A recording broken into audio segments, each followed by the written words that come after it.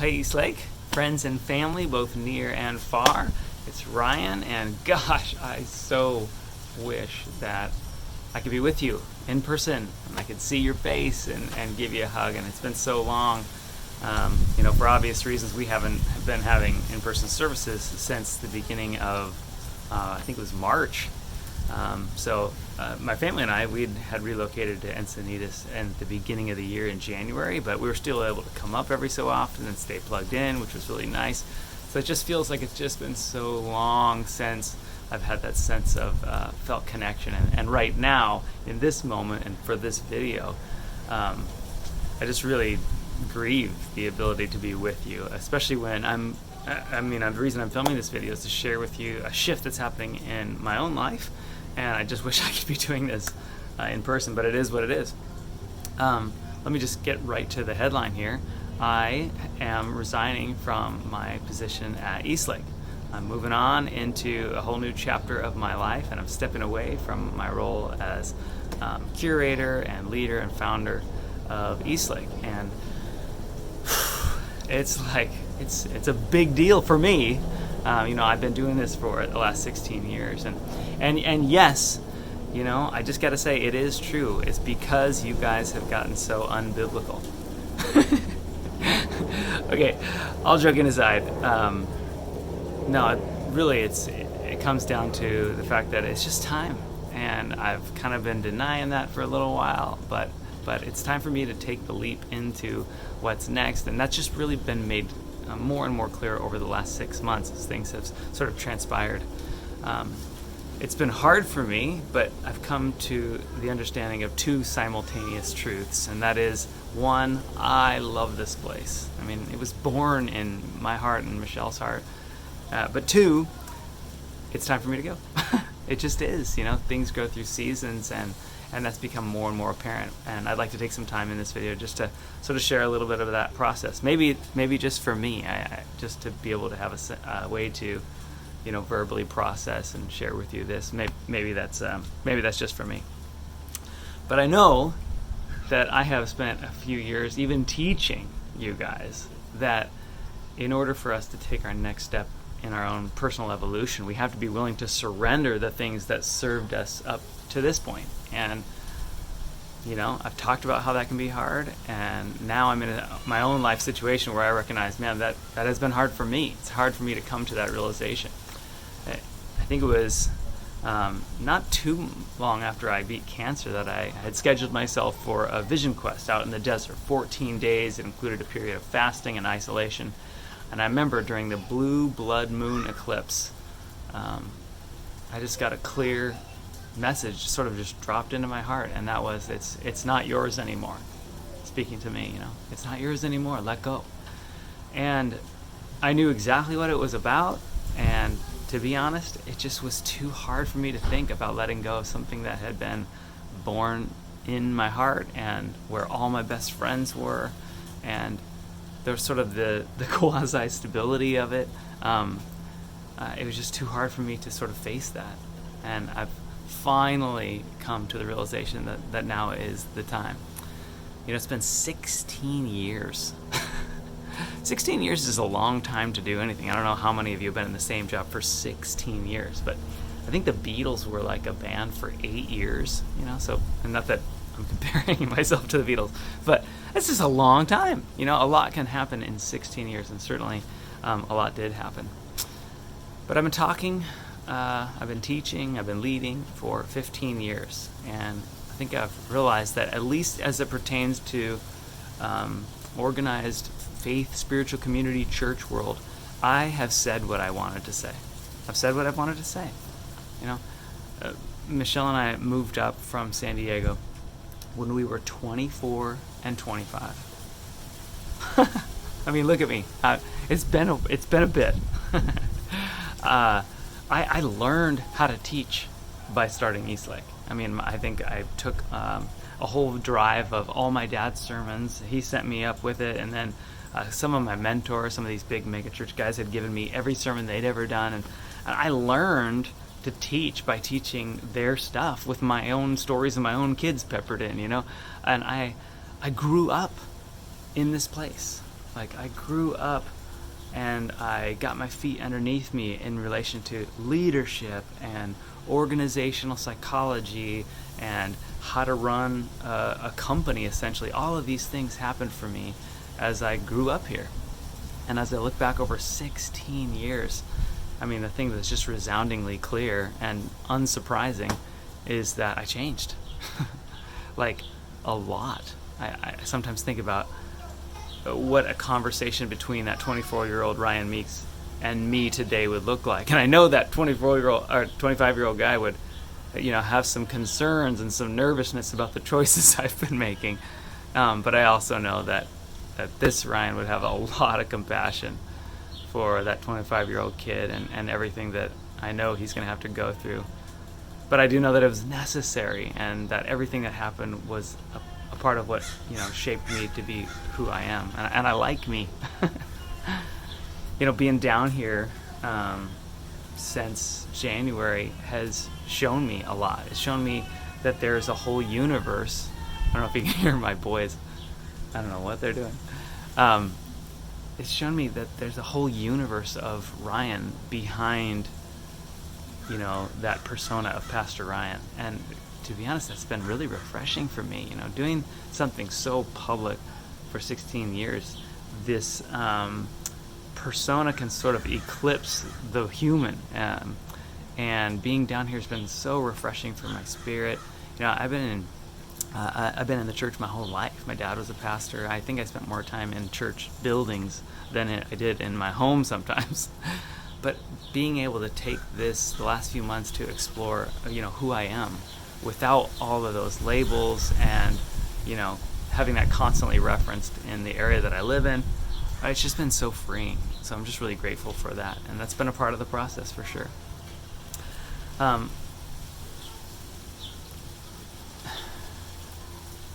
so thankful, for the container that EastLake has been for my own personal evolution. I started EastLake with the idea normal people can come and explore faith, and I didn't realize that I would end up needing that myself. I was going to be a beneficiary of that kind of a space because I had no idea how much I was about to transform as a result of starting this. Without EastLake's container and the support of my friends and family and the staff especially, I don't think I could have gone this far in my own personal journey. And that's kind of what I just been reflecting, what I really appreciate about this experience, and what I so love tenderly about EastLake is that EastLake really isn't a specific group of people. In fact, it's never been the same group of people. I mean, the people who were there in 2004 in living rooms are not the same people who were in the cafetorium in 2005 and 6 and 7, and that's not the same people who were in Montevilla or the people who were part of a multi-site evangelical video mega church. Those were all different iterations, and so it's not an identifiable specific group of people. EastLake is an idea. It's an incendiary idea, and in many ways it was a laboratory for unorthodox and heretical ideas, which was really fun for me. There were plenty of places, sort of playing the old tapes, protecting the old ideas, and that's fine. I let them do that. EastLake was a place where we could try stuff out, where we could experiment, where we could ask questions like, how far can we push the idea of grace?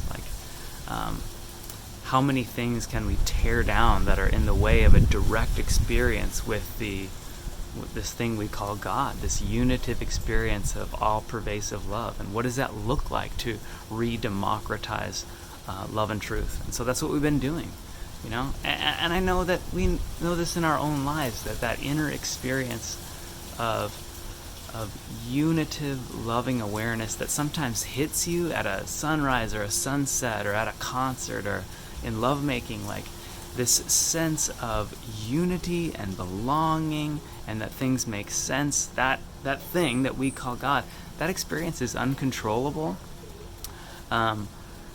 Big orthodox machinery, organized religion, magisterium of professionals don't just give it to the people they want to give it to. This idea of God is wild, and it belongs to everyone. And so, imperfectly, we've stumbled toward trying to free that up from the chains of, organized and dogmatic religion. I had a plant medicine experience a few years ago, and I remember during that experience, one of the messages that came through to me was that part of my work here in this incarnation as Ryan is the work of widening fences. And man, that really just echoed in my heart afterward, like widening fences. That really is what I've been trying to do, is just to keep making more space, keep pushing the edges further, even so far as to perhaps even dismantle the fences themselves, just to let this experience, again, this thing we call God, to just roam free. It reminds me of even the Christian scriptures have a verse that talks about the Spirit of God being like wind, like it blows and you don't know where it's coming from or ultimately where it's going. And I certainly 16 years ago I had no idea where all of this was going to take me, where this really seeking and wandering, which is what I feel like I've been doing the whole time, it's gotten me into a little bit of trouble, telling the truth about being on a journey, but I don't regret a bit of it. Like, it's been honest and open and a thrilling ride for me. When I think back of the many, many iterations of what Eastlake has been, I mean, you think about any point in time. At one point, you could have called us a tiny fledgling church plant, and then we were a purpose-driven church health award winner in 2006, and we were one of Outreach Magazine's fastest-growing churches in America, and we were a multi-site evangelical mega church, and we were a hologram church. That didn't work. That's one of the funny ones. At one point, we became the largest evangelical, open and affirming church. And from there, we really made a lot of shifts, and all of a sudden, I think we were something like a progressive Christian church, and then we were a rapidly declining church. And I don't know what we ended up, a not church or some sort of interfaith spiritual goulash. It's been wild. And when I think back through all of that, I'm just amazed. But I also learned that the slippery slope is real. And I don't mean that in a negative sense. I know that phrase is used negatively, but sometime if I write a book, I may have a chapter called My Fantastic Ride Down the Slippery Slope, because it's true, it's been wild, and it's certainly come with pain, but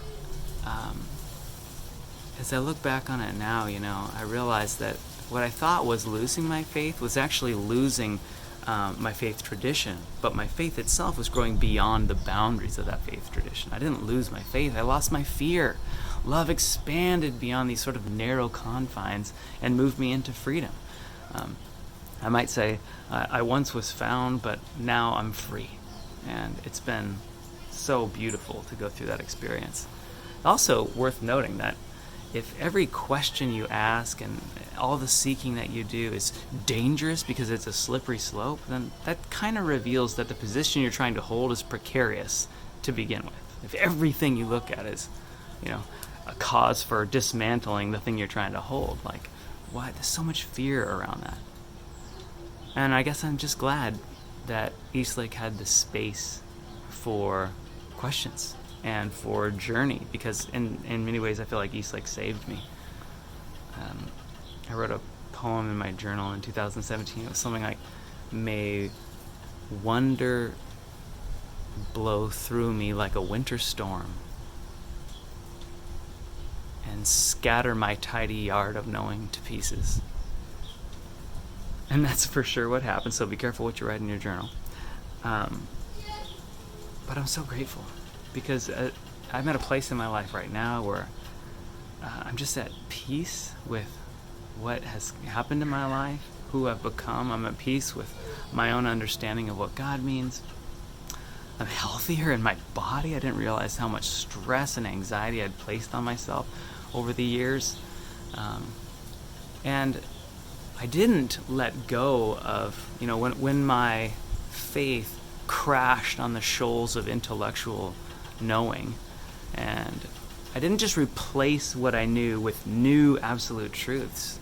It was much more of a releasing and an unknowing and an opening up into wonder and awe and curiosity that has allowed me to just orient myself around a life that doesn't have like these like, I know these things for sure and let me define God or define truth. But instead, just sort of this open-hearted, open-handed ability to approach life with, first, gratitude.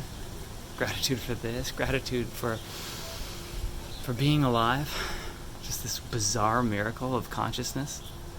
And then to allow that to propel me into loving service. In other words, you might say it this way, that gratitude and loving service, life is a gift and love is the point. And you might recognize that there's not a lot of dogmatic propositional truth claims that follow that. It's just an open-ended wonder, awe, curiosity, gratitude that hopefully leads to loving service. And that's really the practice that we've tried to cultivate, and I've tried to help you along the way as I seek it out myself.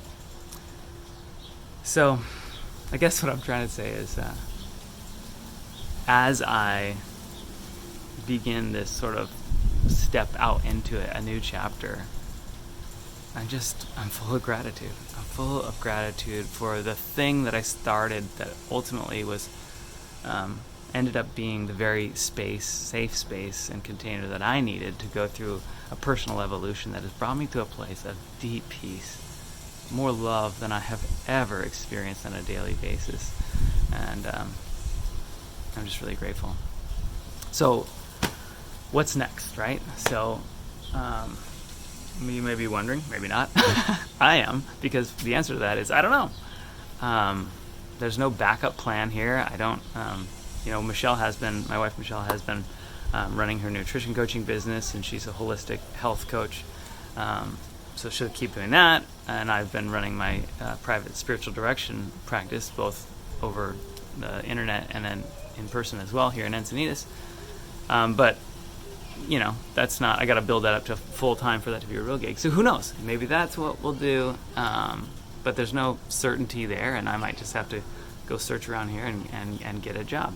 So incidentally, if you are aware and you have the perfect role for a washed up ex-megachurch pastor turned mystic humanist psychonaut, have I got the guy for you? So, keep in mind and all that. But Michelle and I have talked about some stuff. We've been dreaming about working together. We started Eastlake together, and of course Eastlake got really big, and we hired a staff. And when we had two more kids, we moved up with two, and then we made a decision, and I got some snippy snip and some unsnip and then some re-snip, and we got two beautiful more boys out of that, which was great. But that kept Michelle really busy, and so we've been dreaming lately about getting back into working together. We love working together. We love working with couples and, working on relationship and holistic health, and even conscious sexuality has been a passion of ours over the last couple of years. So we're looking at that. But, all that to say, maybe none of those things are going to work out. I don't know. It doesn't really matter. What we know is now's one of those times, like we've experienced at other times in our lives, where it's time to just jump into the void. I can and have spent years teaching, hey, guys, have courage. Take that leap of faith. Trust your heart. Go for it. I can do that. I can tell you guys to do that. Or also, I could do that myself. And I think I'm finally at that time where it's time for me to trust the mystery that is unfolding in my life. And even though there's uncertainty around that, I'm not afraid. I'm enlivened, and I'm excited about the sort of endless potential and opportunities. There's a world in deep need out there, as we all know, and I'm excited about in what ways I'll be able to engage that from this new place of opportunity, where I make some space for what may come next in my own journey. So, I think I'd like to end by just sharing or expressing some gratitude. First to Eastlakers, to the congregation, both locally and around the world on podcast and video. Hey, thank you. Gosh, thank you. It's such an honor to have been allowed into your life in some small way. Thanks for letting me be a part of your journey. And thank you for being a part of mine. To everyone who came to or through Eastlake, you are an inestimably valuable, precious soul, and thank you for being part of my journey. I'm grateful. To the staff, you guys are going to see this video first, and then it'll come out to everyone. I'm filming this in August, and it'll come out in September. Jeez, guys, I love you. We have been through it, huh? There's some kind of a bond that you develop when you stick together this long and have gone through this kind of stuff together. What a ride. I respect the shit out of you guys. Thank you for trusting me, for believing in me, for believing in radical, inclusive, arms open wide love, for reimagining the boundaries of what God means. I hope I challenged you to think for yourself. I hope that I helped you develop some skills that you didn't know you had, and sharpen the ones that you did. But really, most of all, I'm just so grateful for the chosen family that we created. Like, I truly, I see you and I love you. And I hope more than anything that at some point, or hopefully many points, I helped you feel beyond all doubt what a precious gift you are in this world. I love you. And then finally, I think I just want to, number one, thank my wife, Michelle. Babe. Whoa, 16 years we have poured ourselves into this place. We labored here. We dreamed of this place.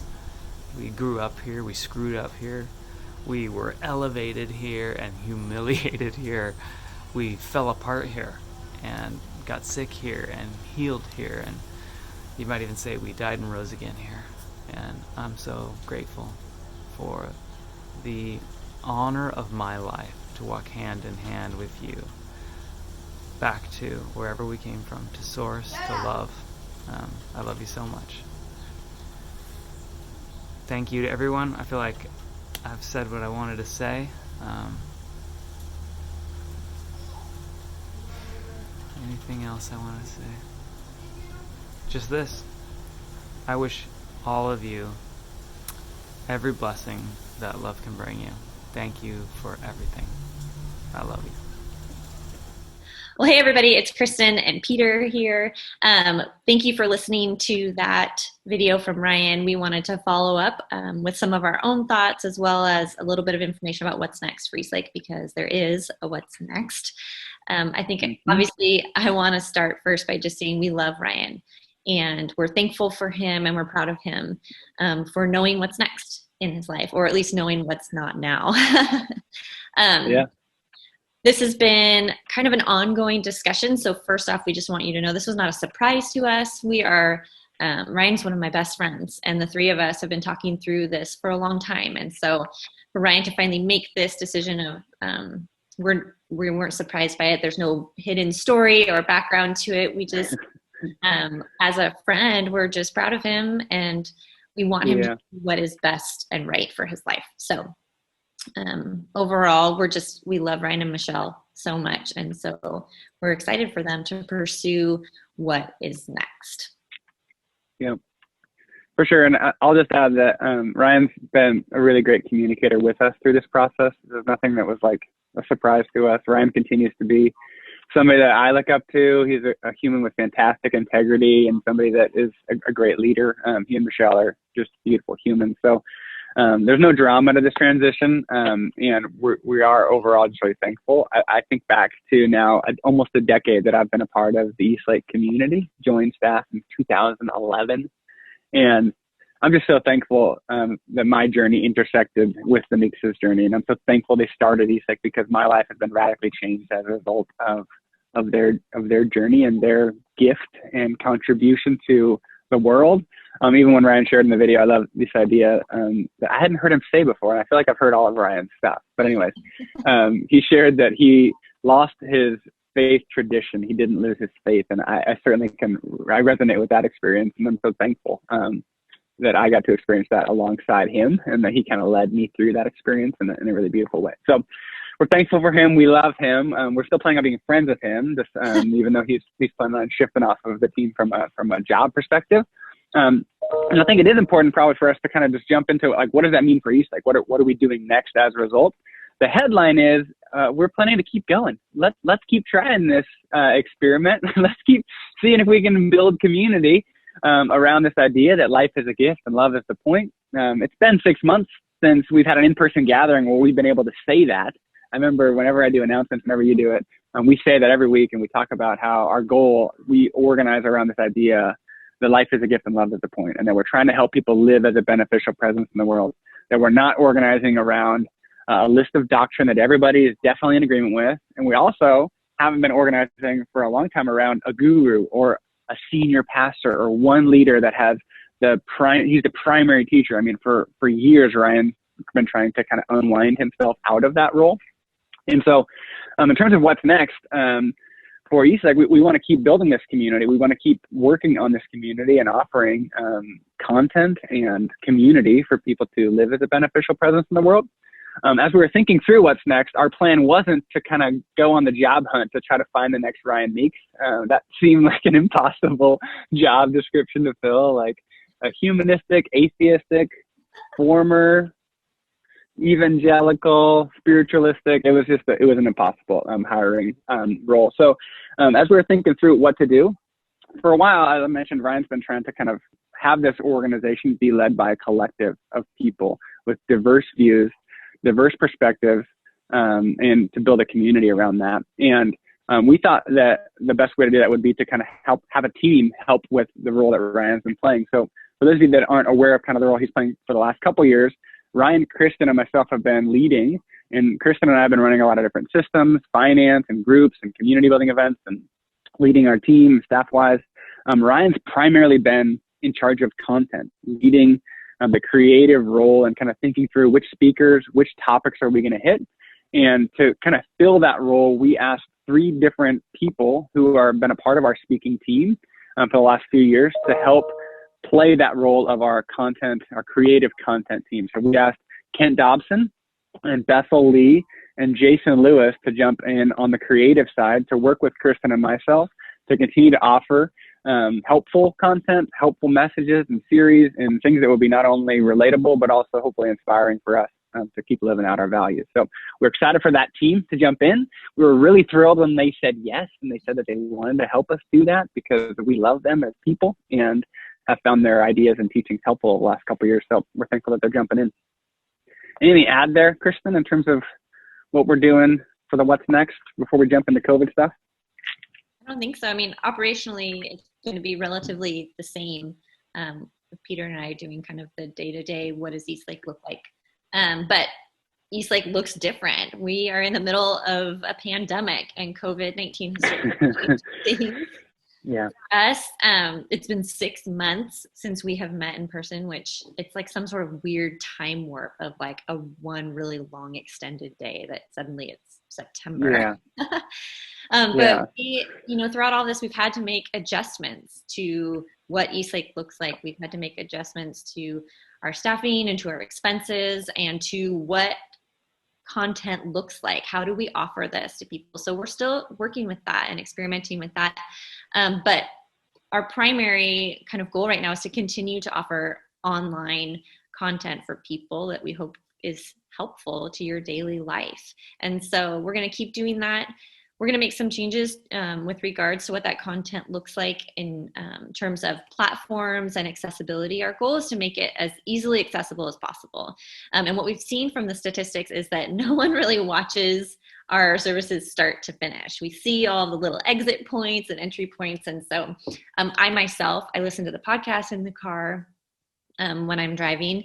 And then sometimes occasionally I'll try to find a meditation, but I have to fast forward and try to find it. And so beginning soon, you're going to see that we're going to separate out our content and what we offer in kind of an a la carte way, so that you can access, you can look on our, I don't even know what you call it. I'm really not advanced when it comes to technology, but you can look and see a meditation that you want to listen to if you have 10 minutes to do that, or you can scroll back and find the message and you don't have to listen to announcements and videos and music and things like that. So we're working on all of that. It's in process, but our hope is that we continue to provide helpful content that's easy to get and listen to. Yep, exactly. I think we mentioned this a couple weeks back when Ryan did an announcement on this, but right now with where we're at as an organization, where we're at with COVID, we don't have a date in sight where we're definitely going to be getting back together. We obviously have been renting an elementary school for in-person gatherings.